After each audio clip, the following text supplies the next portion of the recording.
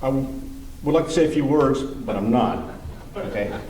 Because I want to keep us on schedule, because I think that's one of our hallmarks as well.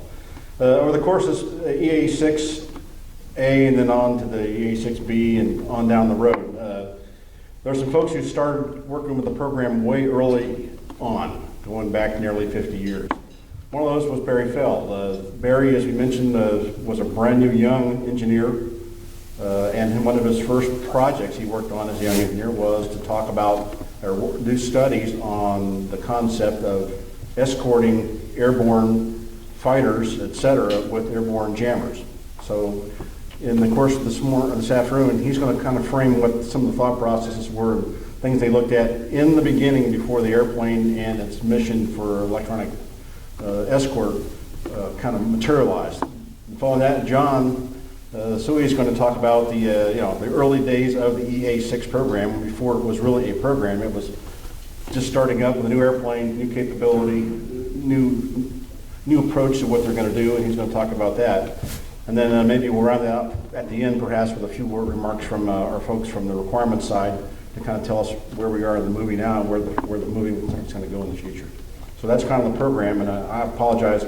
My regular day job is going to drag me to a meeting I've got to be at over in the Navy Yard at 2 o'clock. So I'll get this started, and then I assume it's going to keep us up on schedule, right, Harvey? Great. With that, Dr. Barry Fell.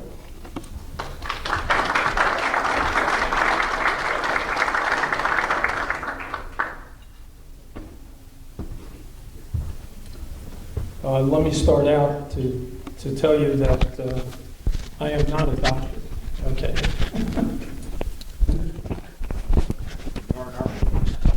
Yeah, there's a famous poem about I do not like thee, Dr. Fell. So I'm not going to go through that. First of all, it's an honor to be associated with JJ, David, and John. They're the real heroes in this. I never served in the armed forces, but I've worked with the armed forces since 1965 when I broke into basically the radar domain for a company called Bendix Radio in Towson, Maryland, which is now Raytheon. And in 1968, I had the opportunity to take a job at a place called Cornell Aeronautical Lab in Cheektowaga, New York, which is right near Buffalo, right across from the airport. And there's an interesting history as to how Cornell Labs started. I won't go into that. But I was on a program called PENVAL, which stood for Penetration Evaluation. And we basically were a technical advisory group to OSD, or DOD, in the area of electronic warfare.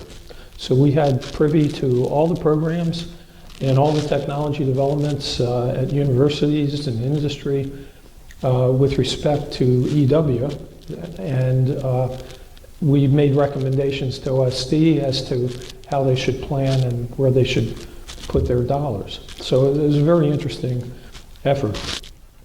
In 1969, one of the projects I worked on was to develop a concept called escort jamming. We were fighting the Vietnam War at the time, and the major threat, of course, was the SA-2 fan-song radar and guideline missile. And one of our jobs was to develop techniques and also survey what the community was doing to try and beat that missile. We basically were doing a lot of simulation work at Cornell Aeronautical Lab. And I should say that the only connection between Cornell University and the Aeronautical Lab was the name Cornell.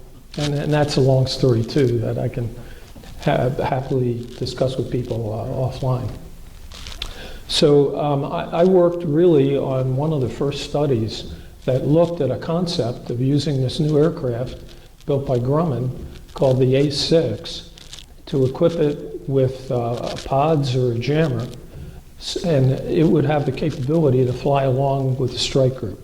So in addition to the pods on the strike group, the question was, would this escort jamming increase survivability and increase probability of the mission success.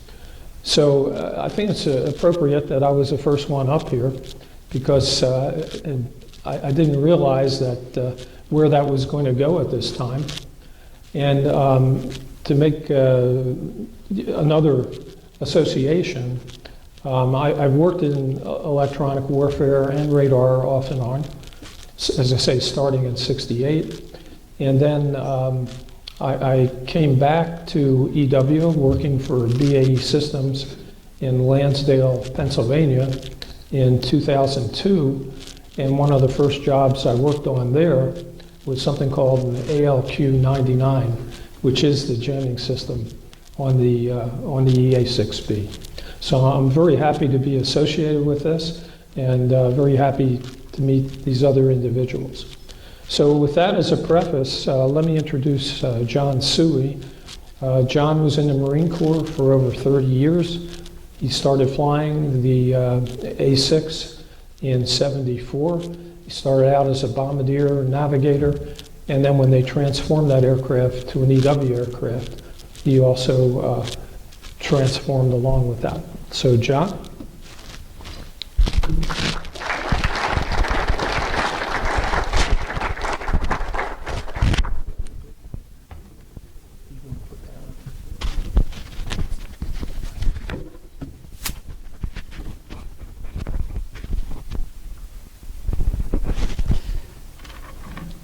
Thank you for the introduction, Paul. And let me just say, I wasn't going to address this originally, but I feel I have to at this point in time. I was not a bombardier navigator. That was my goal in life when I went through flight training, was to become a bombardier navigator. And I graduated from Pensacola, and I was going A6s, and I graduated from Glencoe, Georgia, and I was going A6s. And the corporal at the gate asked me as I checked out, "Did you just graduate from the course, the Bombardier Navigator course, early that afternoon?" And I remember thinking, why is he asking me this question? And what is the correct answer to give to him? Well, the correct answer was, yes, I had. And so he said, "You have to go back and see the captain who runs the Marine barracks." I got back there and he said, "You're not going to believe it. You have really lucked into something. You're going to be in a super secret squadron that has A6s, RF4s, EF-10Bs. I didn't know what an EF-10B was. And you will be a bombardier navigator and drop weapons from that school. So when you go out to the main gate, turn left instead of turning right to Sanford, Florida." So I went out, turned left, went up to Cherry Point, and the rest is history. It took me 7 years to get into the EA6A because I was single. And so that meant I could go to Vietnam after 3.5 months worth of training rather than the 7 or 8 months required for an EA6A. So I started off in RF4Bs. I did that for 7 years. And in that grouping of times, I was the EA6A project engineer for the EA6A at NavAir because I had an electrical engineering degree and I came from a squadron that had EA6As, although I'd never flown in the airplane. And I was the assistant for the EA6B with a fellow named Morty Cohen, who was a project engineer out of NYU for the EA6B. And back then we were doing traveling wave tubes and backward wave oscillators for the A6 for the ALQ-76. So while I was associated with EW for a long time, they wouldn't let me into the aircraft until 1974 for the first opportunity. So we have two series of things here to show you. I have pictures or I can show you the brief. So I decided, since we can't do them both as I'd hoped, we'll do the pictures really fast and then I'll go over about 8 slides about the history of the EA6A, some of the background, etc. Before I do, although this is the 50th anniversary, the actual anniversary was last Friday for the EA6A's first flight up in Northrop Grumman, up at Grumman at the time. We had a celebration Friday at Cherry Point to recognize this, and I understand there was a celebration at Bethpage, New York for the EW people who made that aircraft, and I don't know how many of them may still be around up there, but glad to see that there were 3 different celebrations of this somewhat historic event. And I think it really highlights how valuable Grumman, the Navy, the Marine Corps have have felt about electronic warfare for the last 50 years. Grumman was the primary aircraft company behind us. We've always had a close relationship with them, and now with Northrop Grumman.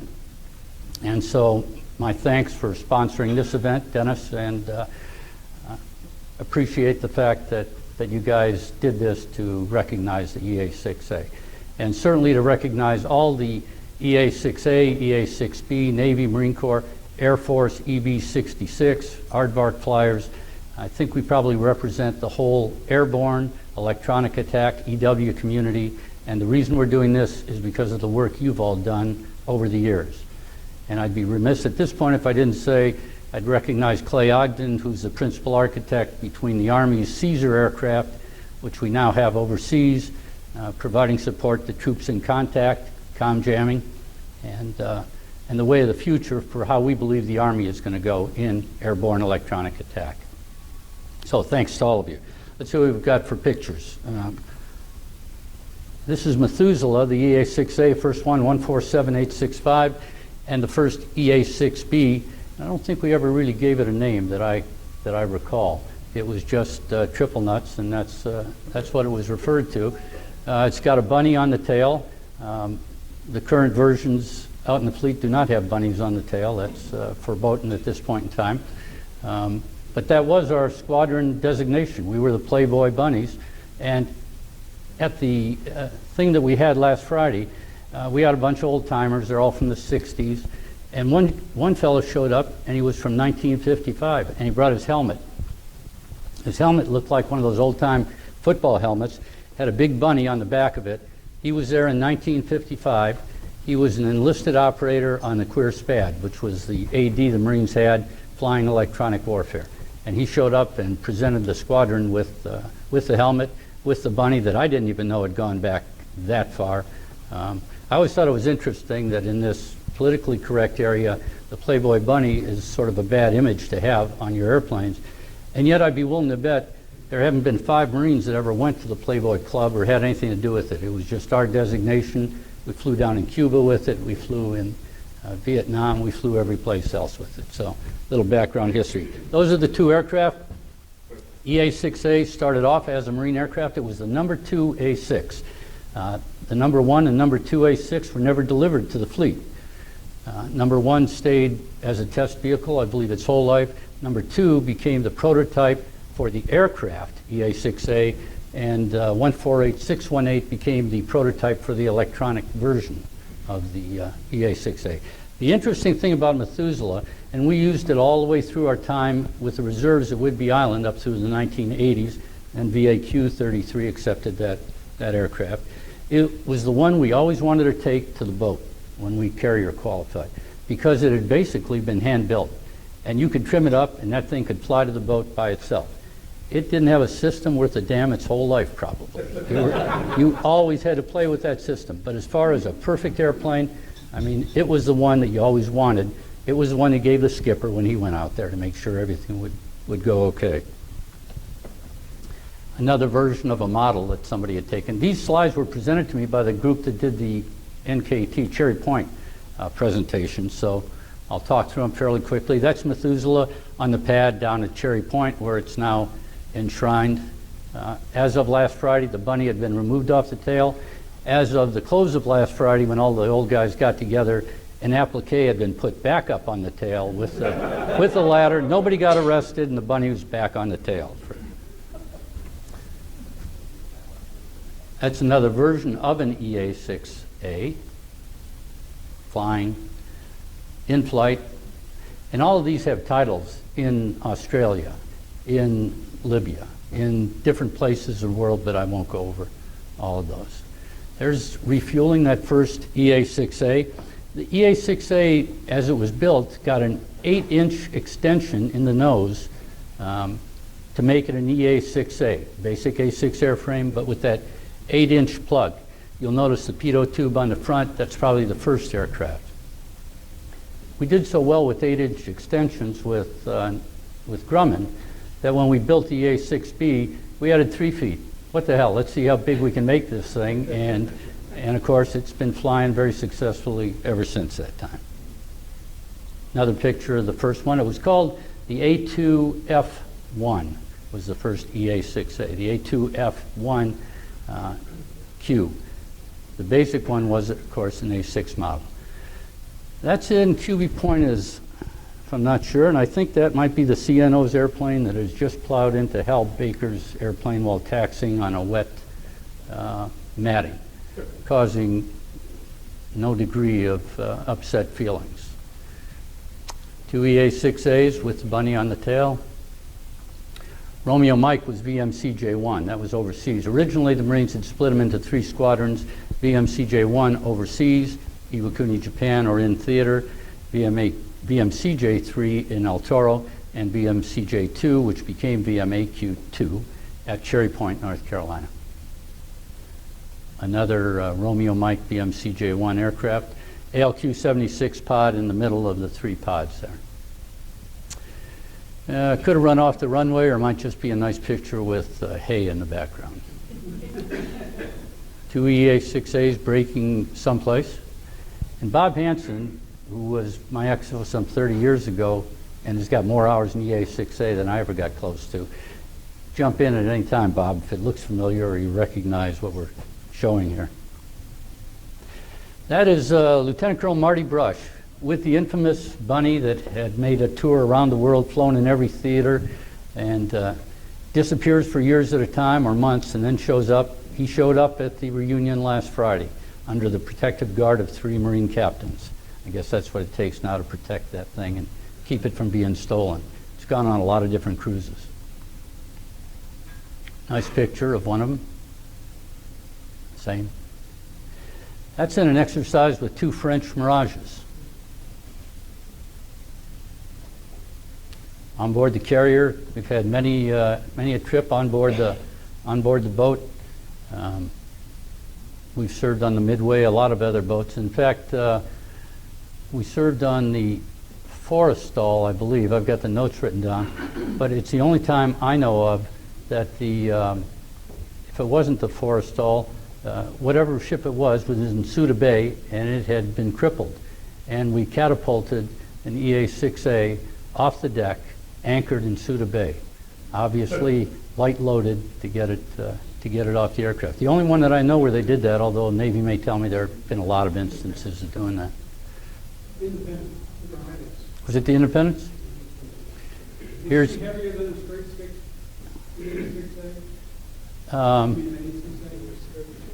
33,000, I think. I'm not sure what the straight A6 was, because remember, I never got there.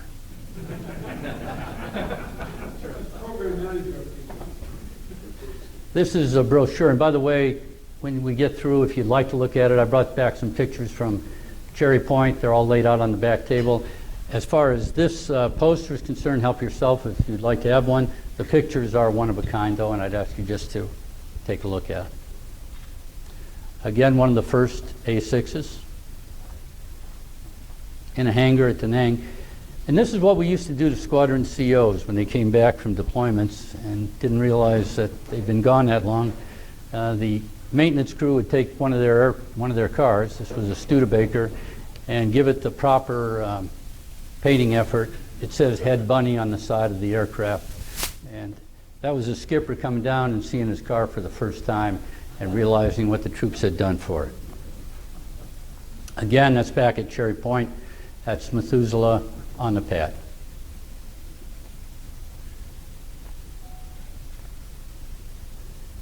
I think that's 5 of them at Cherry Point on a deployment from the West Coast. That's the original VMCJ2 patch, now VMAQ2. That's it. So I'm going to change the program and go through the slides real quick, and we'll be done in another 10 minutes.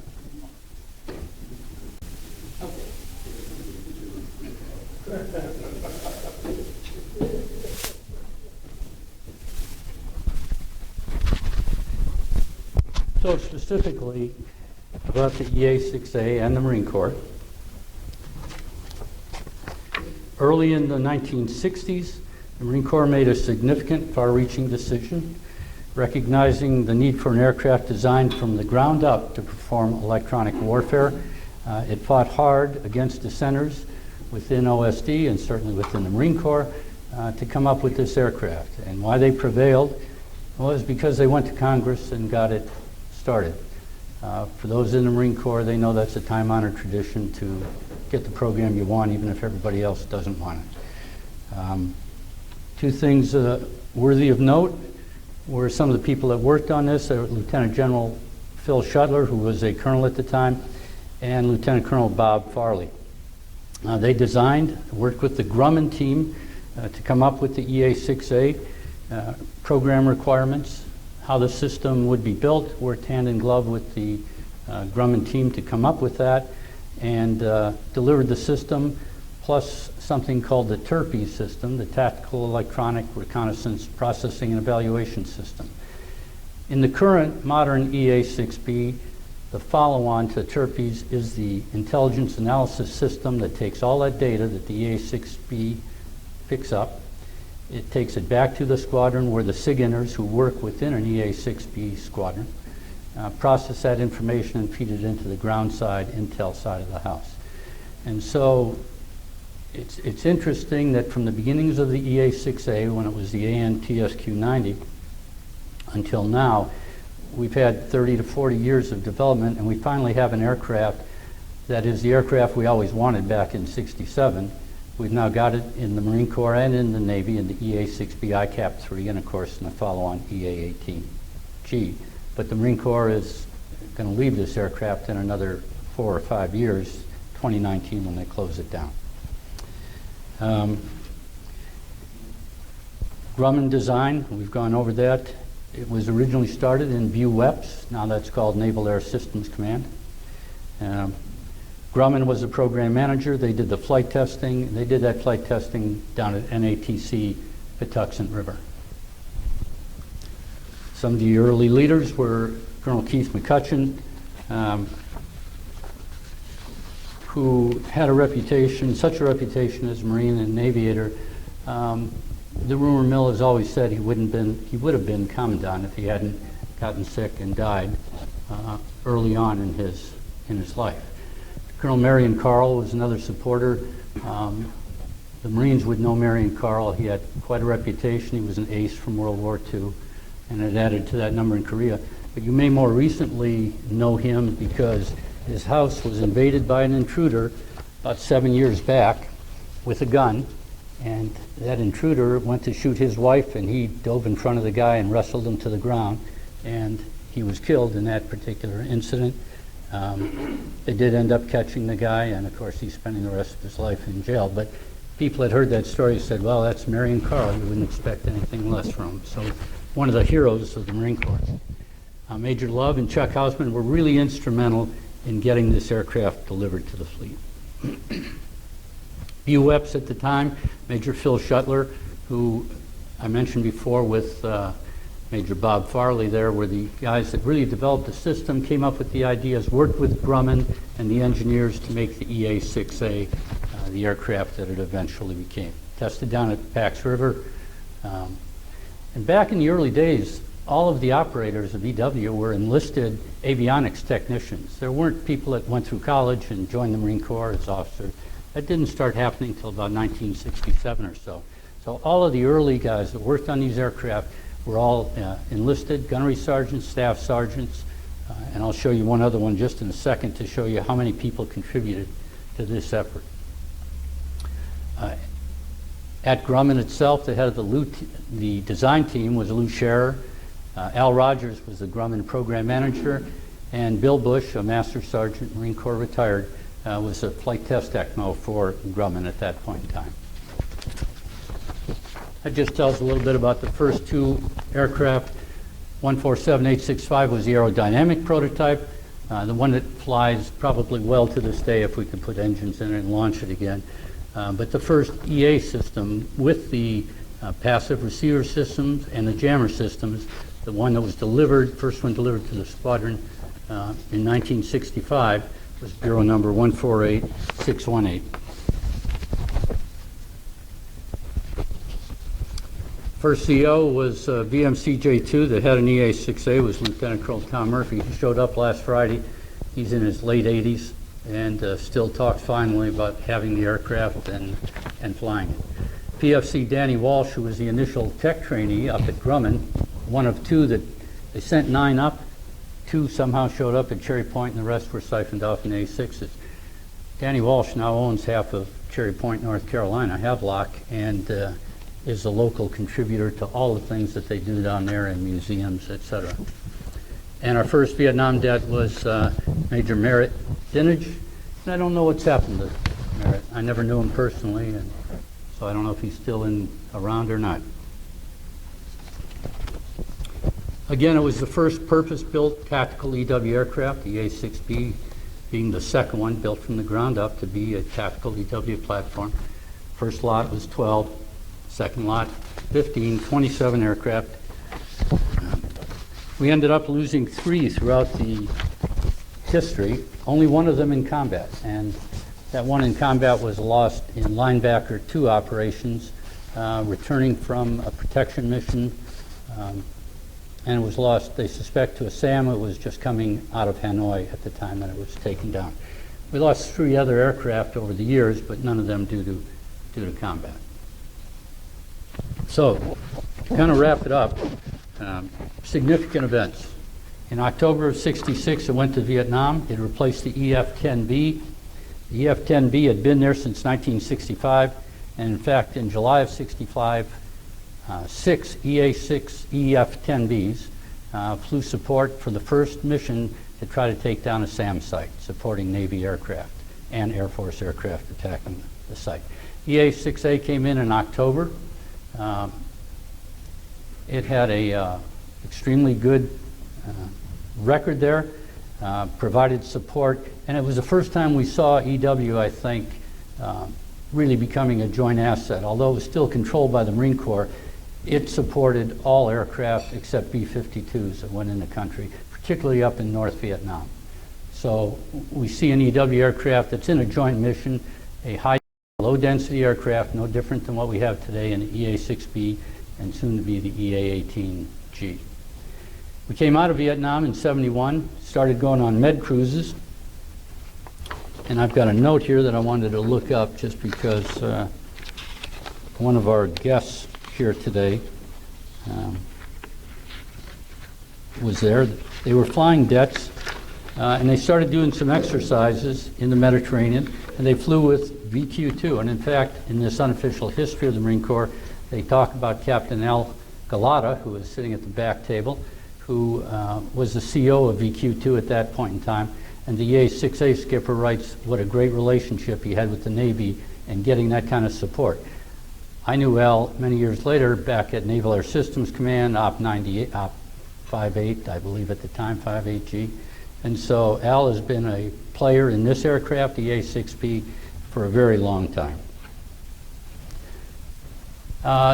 I'd say the highlight of our support, you know, in Vietnam we were there and we did a good job, but certainly from April to December of '72 in linebacker operations, after the North Vietnamese had walked away from the peace table, we brought them back to the peace table with B-52s and carrier strike aircraft, marine aircraft, and we brought the EA6As from a Mediterranean cruise. We transported them over to QB Point. They operated with VMC-J1 out of QB Point for the whole period of time, and they would fly to Vietnam, do hot turns at Da Nang, fly more missions. They supported 98% of all of the missions that were flown during linebacker operations. There was an EA6A on station. They lost 1 to combat during that period of time, and they only lost 2 aircraft that they supported during the whole time. So we're always looking for that prove the negative. You have big events like this when you realize the negative is proved every time we do one of these evolutions. We then got into annual European exercises.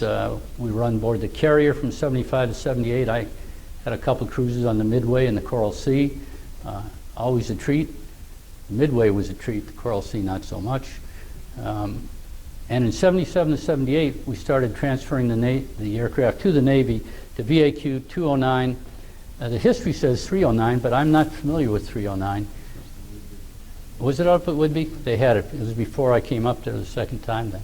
And VAQ 33, of course. And VAQ 33 got Methuselah And the Marines went crazy trying to keep control of that aircraft, but it was designated to PAQ-33, did a great job out there.